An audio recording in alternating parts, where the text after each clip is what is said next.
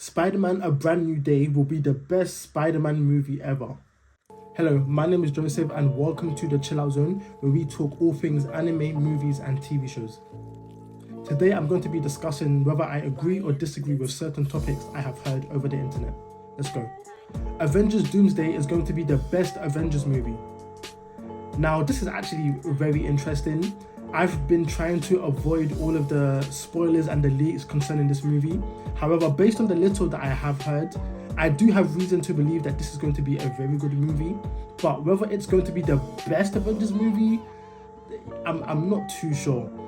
I would say the general consensus is that Infinity War is probably the best Avengers movie. In fact, it's probably the best MCU movie full stop. Do I think Doomsday is going to beat Infinity War? Honestly, I think it's hard to say.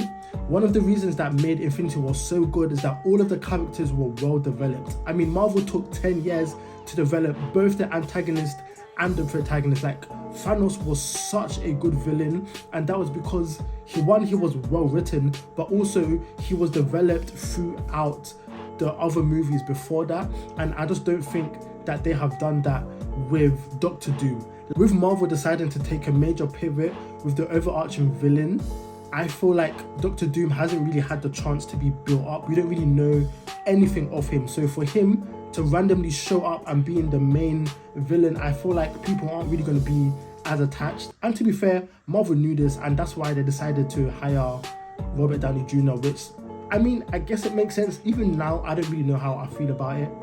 You also have to take into consideration that a lot of people aren't really excited about the MCU anymore, because let's be real, Marvel have flopped the last few years, and so people aren't just as invested as they were when Infinity War came out. However, Marvel does have the rights to all of the X-Men, so seeing the X-Men and the Avengers in one movie is going to be really good. However, is that going to be enough to make Doomsday better than Infinity War? I'm not too sure. I mean, having more characters is a good thing and a bad thing. If you're able to use and utilize them well, then it is going to be a good thing. However, it definitely does run the risk of having some characters being underplayed, and I feel like it makes the plot a lot more complex than it may need to be. But considering everything, I think I'm going to disagree. I don't think Doomsday is going to be the best Avengers movie. I think it's still going to be Infinity War. However, Doomsday is 100% going to make $1 billion easily. The new Supergirl movie will not perform well. Honestly, based on everything that I've seen, and to be fair, I'm just talking about the trailer, I think I actually might have to agree. I would say that the newest Superman movie was relatively received well. However, let's be real, it was okay. It wasn't a bad movie, but it wasn't amazing. It didn't make major waves in the box office, and it was a Superman movie, one of the biggest and most popular comic book superheroes, and it didn't even break $1 billion. So Supergirl, who is much less popular, I just don't see it performing as well. I just don't really see people rushing to go to the cinema for Supergirl. The trailer wasn't even that good. Like, you can actually get a lot out of how a movie is going to be based on the trailer, and honestly, yeah, there was nothing to be excited about, if I'm being perfectly honest. The villain seems forgettable.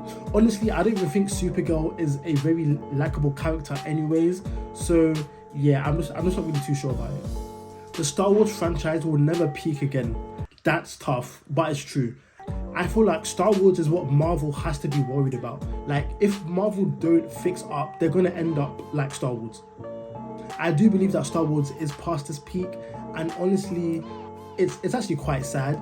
Like, the TV shows are so good. You have The Mandalorian, you have Bad Batch, you have Andor, that was amazing. Like, I don't understand. They get the TV shows so well, but then they fumbled the bag when it comes to the movies. Like, I don't understand where the connection is. I don't understand who's running the movies, but they need to be fired. Okay, get the people making the TV shows to do the movies. Like, it's actually that simple. So yes, I do agree. I think Star Wars is past its peak, and I don't see it returning anytime soon. Spider-Man: A Brand New Day will be the best Spider-Man movie ever. Wow, that is a big statement. The Spider-Man trailer is what the Supergirl trailer should have been. Like, the Spider-Man trailer looks so good and it got everybody so excited. Like, honestly, watching that Spider-Man trailer, I was very, very intrigued. Like, don't get me wrong, I feel like all of the leaks probably did a better job in hyping up everyone, but the trailer looked amazing. Like, the new direction that this Spider-Man is gonna go in, yeah, I'm so excited for what's gonna happen in the movie. Marvel, Sony, like all of the companies know that the more characters you can get in one movie, the greater the chance that movie is going to perform well. And honestly, that's the same for this Spider-Man movie. I mean, you're gonna have the Hulk, you're gonna have the Punisher, you're gonna potentially have Jean Grey, and so many more. I just feel like this movie is really setting this up to be amazing. And then of course the story and all of that, I just think it is going to be really good. With that being said, we have some really, really good Spider-Man movies out so far. So is this movie going to top all of them?